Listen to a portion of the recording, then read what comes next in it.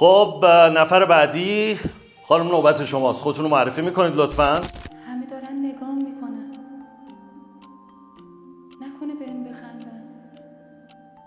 نکنه تو بو بزنم. اگه اسمم یادم بره چی؟ شما موقع معرفی خودتون دچار استرس میشید. میدونید راهکارش چیه؟ الان 3 تا تکنیک بهتون یاد میدم. تکنیک اول کنترل تنفس. یه تکنیکی وجود داره به نام 4 4 4. 4 ثانیه نفس بکش، 4 ثانیه نگه دار و 4 ثانیه بازدم. با این تکنیک میتونی ضربان قلب و تنش بدنت رو کنترل کنی. تکنیک دوم، کنترل ذهنیت رو تغییر بده. یعنی به جای اینکه بگی نکنه خراب کنم، بگو بهترین خودم رو میخوام نشون بدم. چون ذهنت هر چیزی رو که بهش فکر کنی باور میکنه.